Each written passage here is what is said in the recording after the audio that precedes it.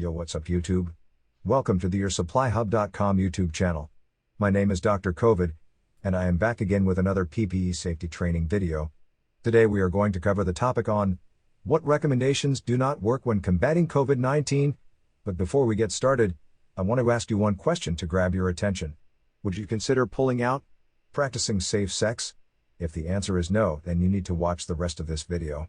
This video will help you understand why practicing social distancing indoors is not an effective preventive safe measure for combating COVID-19. It will also explain why wearing cloth face masks do not protect the person wearing them from contracting COVID-19. The scientific facts and evidence are overwhelming. The infection rate in the United States is 10x that of any other country in the world. Masks will not necessarily protect them 100% because if they don't apply other measures, it's not sufficient. So my message is more that mask alone is not enough. It's a package of measures that you have to put in place, and if people use the entire package, is fine. If they just use mask, I think it's not enough. 19th at 6 a.m. The United States has reported 1.5 million cases of COVID-19. If you took Russia, Brazil, the United Kingdom, Spain, Italy, South Korea, Switzerland, Sweden, and France combined, they only have 1.49 million infected people. These countries have larger populations, higher populated areas, and combined, these other countries have tested over 15 million people, versus the United States, who only tested 11 million people.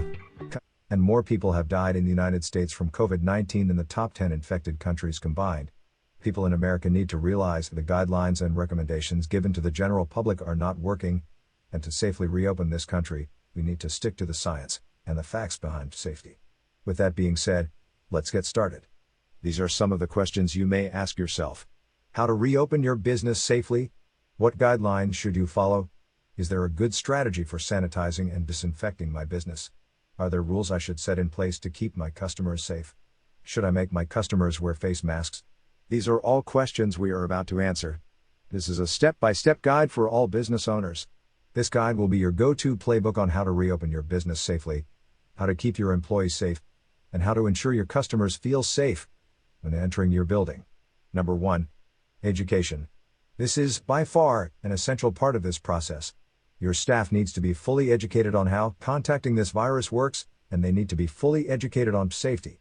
For example, what types of face masks offer what levels of protection, how often you should wash your hands and use hand sanitizer, what areas of your business should be cleaned hourly, and when dealing with customers face-to-face, what precautions employees should take to ensure that if an infected customer enters your building, they can remain safe. Once they are trained, they will understand how to reduce the spread of COVID-19. They will fully understand how to minimize their odds of getting infected by 95%, and they will fully understand that most of the previous recommendations given by other agencies do not work. For example, social distancing. To say social distancing indoors isn't an effective safety measure would be like saying pulling out is an effective safety measure for not contracting an STD or preventing an unwanted pregnancy. It may work for a short period of time, but the odds are definitely not in your favor. Until recently, USA scientists believed that the COVID-19 virus was only spread through coughing. A new study shows that once a person becomes infected, all a person has to do is simply breathe, and they release microscopic viral load aerosol droplets into the air. These droplets can remain floating in the air for up to 3 hours. This leads us to the conclusion that social distancing indoors will be relatively ineffective. Now I'm sure you will question this because you watched a 30-second news clip that told you otherwise. Let me just ask you these questions. Has the media ever misinformed you? Has the press been wrong about anything since this pandemic started? Remember, this is the same media that told us we all were at low risk for contracting this virus. This is the same media that told us we did not need to wear face masks, and this is now the same media that tells us to wear cloth face masks. If you go onto the CDC's website and review filtered test reports, you can see that cloth face masks only filter 1% to 50% of airborne pathogens. The CDC even tells us on their website, they do not know if a cloth face mask offers any protection to the person wearing the mask. I just made a very detailed video about surgical face masks and published it on our YouTube channel. If you would like to learn more information about face mask filters and protection levels, click the link below in the description. The filters used in cloth face masks and surgical face masks are not designed to prevent COVID-19 infection. The size of the COVID-19 virus is so tiny that the types of fabric used to make cloth face masks will not effectively filter viral particles smaller than 0.09 The size of the COVID-19 virus is estimated to be between 0.02 to 0.04 meaning that COVID-19 viral pathogens are 5 times smaller than influenza pathogens. Surgical face masks and cloth face masks are designed to prevent viral infections when the size of the viral pathogen is larger than 0.09 For example, viral infections like influenzas and H1N1 have much larger viral pathogen. This is why surgical and cloth face masks have been so effective in combating other viral outbreaks, but they have shown to make very little impact when combating COVID-19 because of the size of the COVID-19 viral pathogen. It is not physically possible for a cloth or surgical face mask to filter out this virus. These are facts, and the facts tell us surgical face masks and cloth face masks do not prevent a person from getting infected if that person gets exposed to the COVID-19 virus. The only face masks you should wear to protect yourself from contracting COVID-19 are KN95 face masks made by an FDA-approved manufacturer like CM brand, or NIOSH-certified N95 face mask like 3M brand. Please keep in mind that over 95% of face masks sold in the United States are counterfeit. I bought 20 KN95 face masks from different sellers on eBay, and not one of them was legit. Every single one was counterfeit. My dad got infected 45 days ago. He then infected my mom 7 days later. By the grace of God, they both managed to survive this infection. I just found out yesterday that, according to the CDC's website, the NIOSH N95 face mask he was wearing was a counterfeit. This was most likely the reason why my dad got infected. The next item on the list of recommendations that will not work is temperature checkpoints. Temperature checkpoints are rarely effective. The only time they will detect if a person is infected is when that person has a fever. Out of the 21-day infection cycle, a person typically only has a temperature for 5 to 7 days. This means for 14 out of 21 days, a person can be infected, transmitting this virus, without showing any signs of having a fever. Also, by the time a person does start to spike a fever, that person begins to get so sick, they do not want to leave their home. You can even read on the CDC's recommendation that temperature checkpoints have shown to have a minimal positive impact. If you are hell-bent on implement a temperature checkpoint, I would highly suggest getting the tablet kiosk we sell. They are the size of a large cell phone. About 8 to 9 inches tall by 4 inches wide. They have face recognition software. They can grant or restrict access to doors automatically, and they log and record reading for each individual customer. You could even have the software automatically check in a guest if you wanted. Check out the video, click here. This would be the only way I would check the temperature of customers.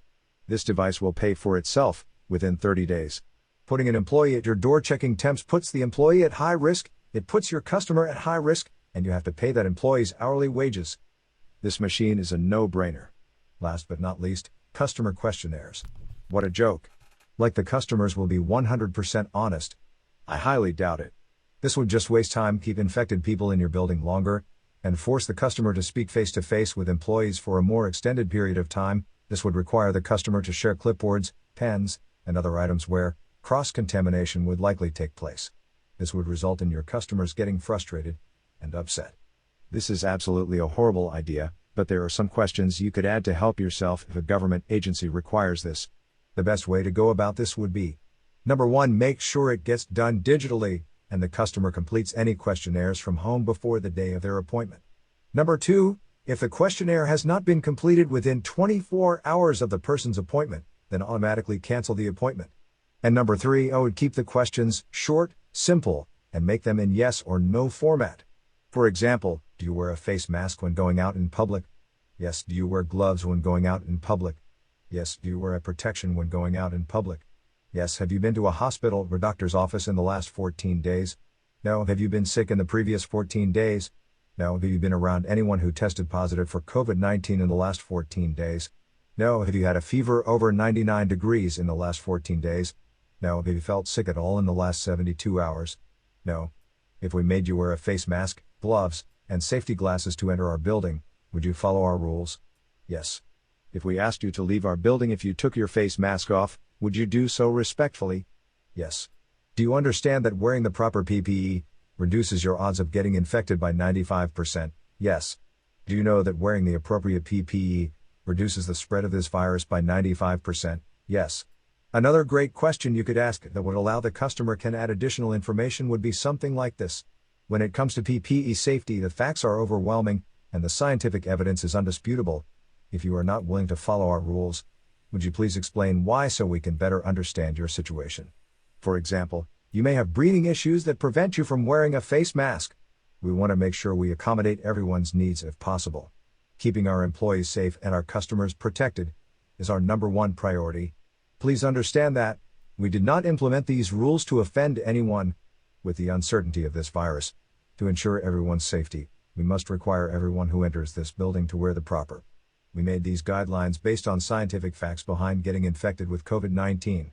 There is no political agenda here.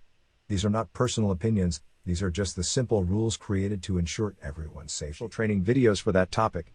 I also wanted to take this opportunity to say thank you to the brave men and women working on the front lines, the brave men and women working at the United States Postal Service, UPS, FedEx, and DHL, and all of the essential workers out there playing their part to keep this country up and running. You are all risking your lives and putting it all on the line. You are all heroes. We are so grateful for your services and we are honored to be at your service. If your employers are only providing you with a cloth or surgical face mask, please share this video with them or tag them in the comments below and we will contact them directly and see if we can get your team better protection. We hope you all have an amazing day. Stay safe, stay protected, work hard. If you or your family needs supplies, visit our website www.yoursupplyhub.com.